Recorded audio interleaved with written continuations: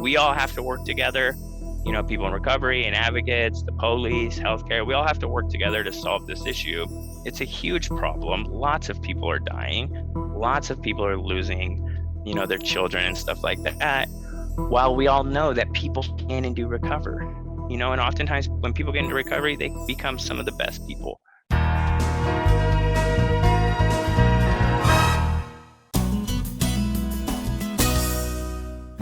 This year, the state of Oregon implemented Measure 110, decriminalizing hard drugs and mandating the establishment and funding of addiction recovery centers. This change began the move of the response to addiction out of the criminal justice system hands and into the healthcare systems. At this month's local Public Safety Coordinating Council meeting, Tony Vezina of the Fourth Dimension Recovery Center in Portland lends his perspective on the progress made by Measure 110 efforts from the recovery community's perspective.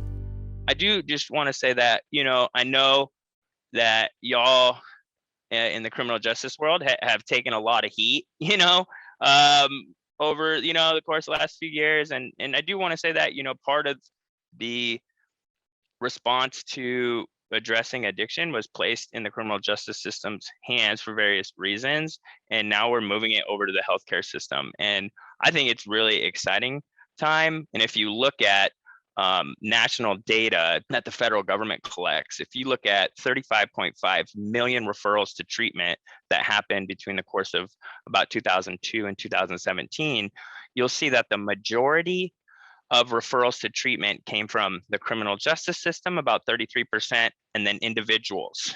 So those two things. And healthcare was really low. And so, healthcare needs to step up its game too. And we're going to continue that fight and pushing healthcare to take responsibility for this. So what is 4D? So 4D is a peer-run organization, also known as a recovery community organization.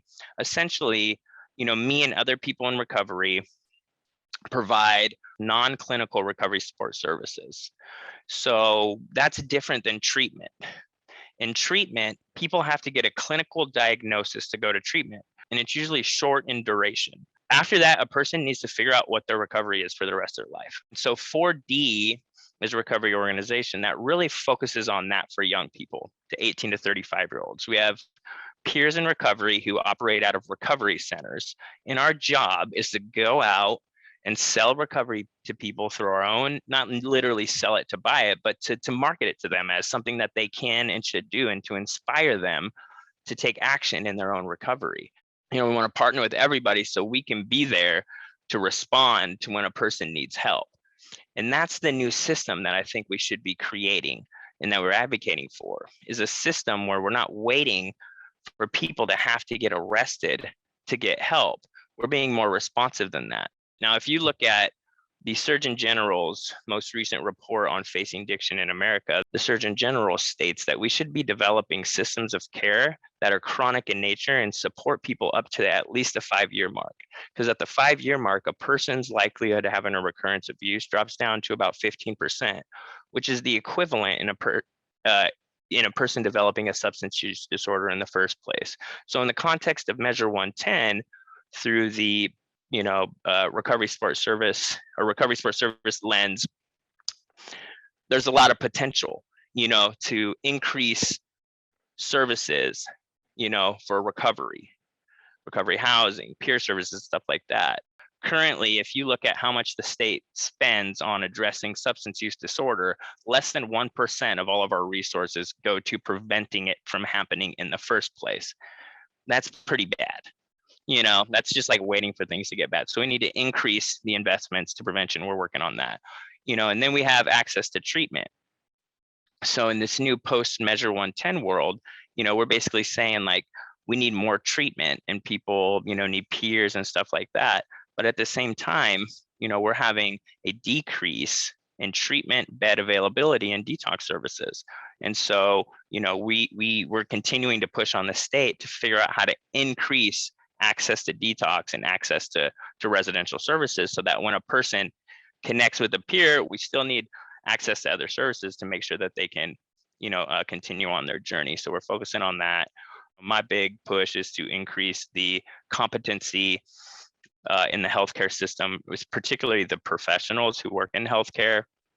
Not very many healthcare workers get any sort of training on how to have a discussion about addiction, how to intervene, or how to refer out. And so I've been really wanting to push on them to do that, because, you know, it's their responsibility more now. Like, ideologically, the people have said, this is what we want, this is what we believe, and, you know, I'm in harmony with that, you know. And so we got to get healthcare built up to be more responsive to the needs. And then the last thing is really focusing on ongoing recovery support services and new innovative programs, which I'm hoping Measure 110 can help seed, you know, and start to grow that infrastructure. But we have to all band together and continue to push, you know, the state to do a better job. We all have to work together, you know, people in recovery and advocates, the police, healthcare. We all have to work together to solve this issue.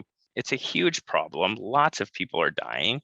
Lots of people are losing, you know, their children and stuff like that, while we all know that people can and do recover, you know. And oftentimes when people get into recovery, they become some of the best people there are. And that's just been my experience. They become dedicated servants and stewards of the community.